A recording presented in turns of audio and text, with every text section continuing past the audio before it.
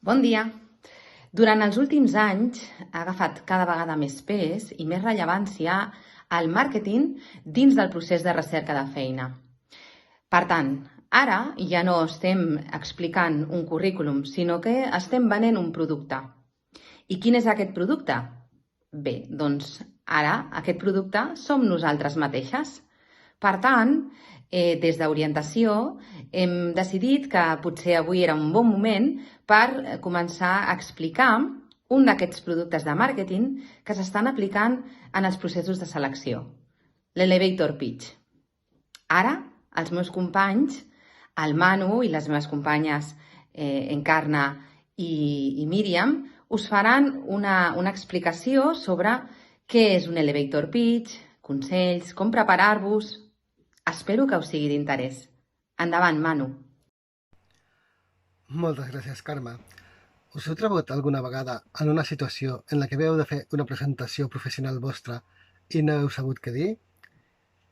Moltes vegades en el nostre dia a dia ens podem trobar en situacions en les quals tenir aquesta presentació preparada ens pot ser molt útil. Imagineu-vos, sou persones que us dediqueu a la restauració i un dia esteu tranquil·lament en un bar prenent un cafè. De sobte, entra un client i li comenta a la persona de la barra que s'ha quedat sense cuinera. Què faríeu en aquest moment? L'elevator pitch o conversa d'ascensor és un discurs breu d'entre 1 i 3 minuts que el que pretén és cridar l'atenció del nostre interlocutor. La brevetat és vital en aquest cas. El mateix nom ja ho indica. Elevator pitch o conversa d'ascensor es refereix a un discurs que faríem en un trajecte d'ascensor des de la planta baixa fins a la 10ª planta. Sí, ja sé que ara en priori pot semblar molt complicat.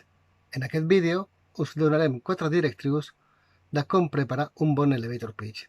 Oi que sí, Míriam? Molt bé, doncs jo avui us explicaré una miqueta com podeu preparar el vostre discurs, no?, per fer aquest elevator pitch amb uns passos molt senzills. Primer de tot hem de tenir molt clar que la idea general que nosaltres volem donar és el qui som i què fem. Vale? Doncs aquest missatge ha de ser breu, clar i persuasiu. Ha de cridar l'atenció a l'altre, a la persona que tenim davant. Primer de tot, hem de tenir molt en compte doncs, això, a qui em dirigeixo, qui és l'entrevistador, a quina empresa està representant. Per tant, s'ha d'adaptar una mica el meu discurs a lo que creiem que aquesta empresa li donarà més valor. Després, hem de pensar doncs, què puc oferir jo en aquesta empresa. Aquí hem de definir el nostre perfil professional, no cal que expliquem tot el nostre currículum, hem d'anar més enllà del nostre currículum, hem d'escollir, diguéssim, les dades més importants en aquest cas i que cridaran més l'atenció, ja sigui experiència professional, formació, competències transversals o altres dades que creiem importants de dir en aquest moment. També hem de tenir molt clar quin és el missatge general que jo vull transmetre, quina imatge de mi vull donar en aquest moment i en aquesta persona. I per últim, molt important, què és el que em diferencia de la resta de candidats? Quins són els meus punts forts? Quin és el meu valor afegit? Quins són els meus trets diferencials? Ja poden ser idiomes tecnològics, per exemple, objectius o fites que jo hagi aconseguit. Doncs tot això que jo crec que a mi em fan diferent és moment d'explicar-ho. És moment d'explicar-ho perquè és el que recordaran de mi. Una altra manera de fer que se'n recordi de mi, de cridar l'atenció, seria utilitzar un vocabulari positiu, utilitzar un llenguatge natural i procurant transmetre les emocions. Quan nosaltres hem transmès emoció, és a dir, que el nostre discurs no ha sigut pla, l'altra persona ens retendrà més a la memòria i això farà que ens tingui més en compte a l'hora de fer la selecció final.